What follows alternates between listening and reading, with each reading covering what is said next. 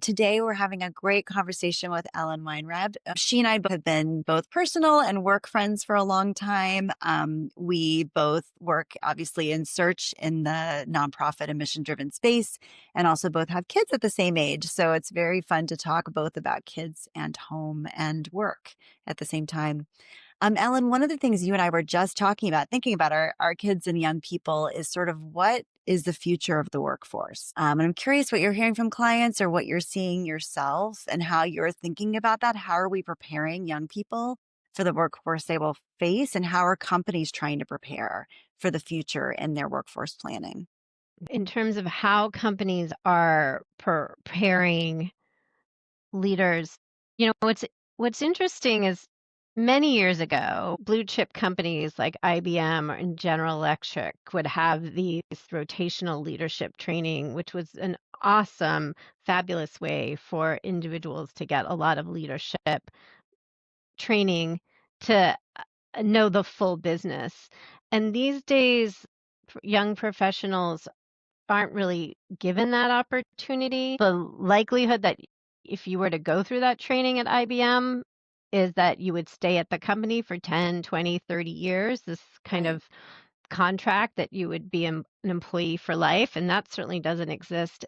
And so the companies aren't really investing in those junior people the same way because their return on investment is decreased if they get this leadership training at one company and then go on to another company. So there's a lot around challenges for where do young people get this leadership training because where companies are hiring is on a specific task or skill.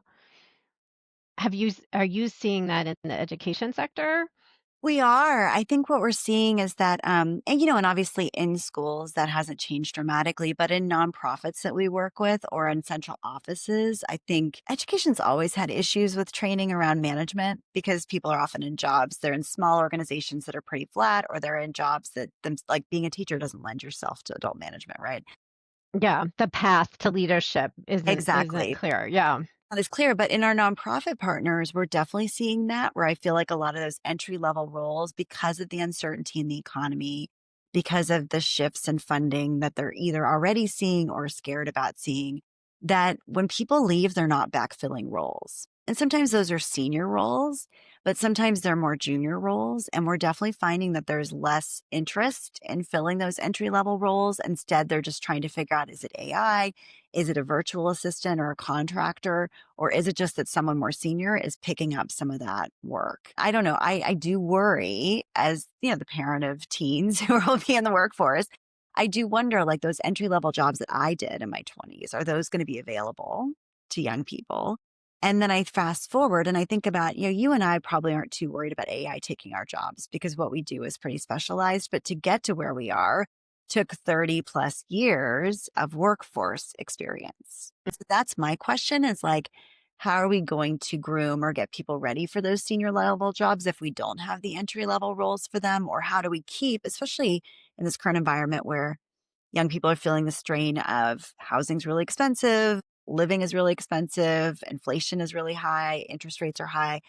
How did they feel comfortable, particularly in the nonprofit mission driven sustainability space, taking on jobs that also pay less, knowing that long term they'll be able to make it? And so, yeah, I'm not sure we've really figured out as a society or as a sector what we're going to do about that.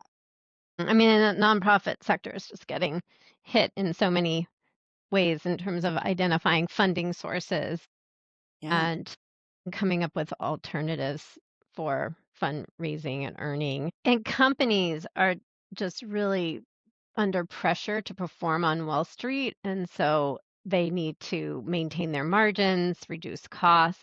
And so they're outsourcing it all over the world. They're just trying to find cheaper ways to come or fewer people, and so there's a lot of pressure on the system overall. I think that also the role that graduate schools and undergraduates play in terms of upskilling that workforce is pretty crucial.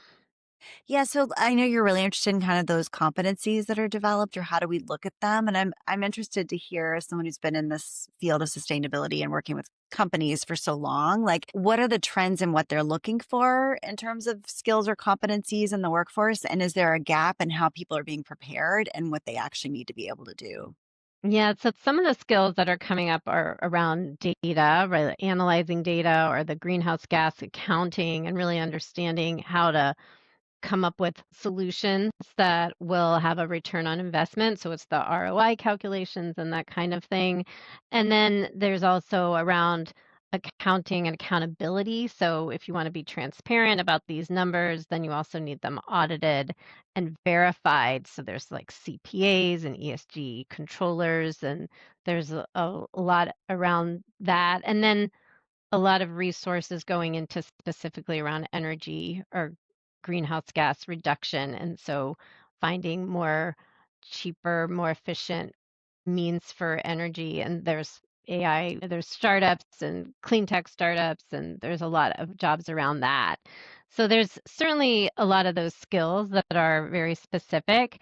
And then also in terms of the competencies around leadership. And one of the questions I have is what are the companies doing to support leadership development Right. for their teams and what those pathways are. What would you recommend to someone who's a mid-career person who wants to find purpose in their role and is looking for a purpose-driven role? And we know that purpose-driven roles can live in so many different places, right? Yeah. What do you recommend to them in terms of how they approach it, how they think about their job search, what orgs they should be a part of, or even what roles would be appropriate for Yeah, them? I think it's really important that individuals think about their personal brand when they're working, not just when they're job searching, because everybody will be seeking their next thing at some point. And so it's important to maintain that focus on that personal brand, which means what are you doing as an individual to be out there? LinkedIn, Substack, speaking at conferences, getting a podcast interview as we are today. And so and then networking. It's just it's like networking is one of those tenets that is not going away. There's a lot of the ways the world is changing, but networking and real life connections are really valuable. They've always been valuable and they'll continue to be valuable.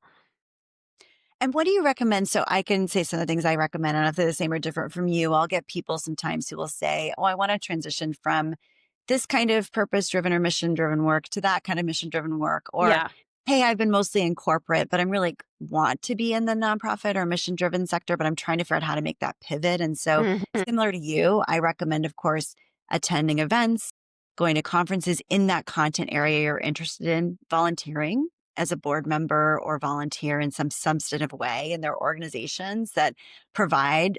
I can actually put it in the comments for this episode, like some of the organizations that provide opportunities for people from a more traditional corporate atmosphere to volunteer in nonprofits in a Mhm. substantive way. Board service, as I mentioned, always. But what are some of the things that you recommend to people who want to make that pivot? Because I do understand why often mission driven organizations are suspect of someone coming from a more Right. corporate or private sector environment. Yeah, yeah. So for pivoting, if you want to do it within your company, there's always these like stretch goals or ways to work cross-functionally. Like I'm hearing a lot of individuals who want to get trained and competent in AI. So they're taking opportunities to do, let's say, ethics in AI or sustainability in AI. And so they're taking these cross-functional opportunities to work. And then it's also doing a lot of research in some area. And I think it's important to level set when you're doing research, like to make it a commitment that let's say it's AI, do you want to work on, it's not AI broadly, it's some way you carve it out where you have something to give and you also have something to learn. And so to think very strategically about what that is and position yourself, show up to a conference or a webinar, get a certification in in this area that you're interested in, and also just start networking with, let's say, classmates or alums or people that you've crossed paths with in the past who could support you in the future. And so networking is also always valuable. for sure. Finally, because you mentioned AI, what would you recommend to universities who are trying to prepare, young people for the workforce, for folks that are younger in their career to learn about AI, to be ready for the next chapter? What are you hearing and what do you see? Well, I think young people that are graduating or about to graduate need to be realistic about what the opportunities are and what they can do that AI cannot do. So that's the in-person, face-to-face, or also interpreting the AI or questioning the AI. So having an AI related job is really valuable, but also recognizing that AI in many cases is allowing jobs that used to tasks that used to take several people can now be done by fewer people. So it's identifying the things that don't take a lot of people, but take really that special expertise. And also it's jumping on a bandwagon, like what is new and what is something that you foresee as has growth potential so that you can enter on the ground floor and take that ladder up. Yeah. Yeah, I definitely think that's true. And, um, you know, I think being able to use AI in a savvy way makes a lot of sense. As recruiters, I know some of my colleagues have been irritated lately by folks who are clearly, typing a prompt in a chat GPT and reading it out in an interview. Like that's a no-no, right? You need to have your own Yeah. individual thoughts and opinions and perspectives. But I do think that savvy use of AI can actually be a tell in a positive way, right? Folks that understand how to use those tools to make themselves even better and make their presentation even better. Yeah, I think it's important to stay on top of it and be one step ahead. Yeah, for sure. Well, thank you, Ellen. Any final thoughts for people who are interested in the sustainability space that you'd like to share with them to Well, learn we more have about? resources on our website, Great. weinrebgroup.com, and you can put that comments in the notes. I will. And we welcome resumes uploaded to our database. Mm, If somebody's interested in those positions, then we can get in touch with you if a right fit opportunity arises. great. And I know, I mean, you are the sustainability recruiter, so people should definitely contact you if they're interested in that space. And I know, although, it's an uncertain political environment, there's still a lot of companies trying to do great work, right, in that area. So, Absolutely. Yeah, companies are staying in the game and they're doing the work, but they're doing it more quietly. yeah. All right. Well, thanks, Ellen, so much for your time. Thank you, Christina.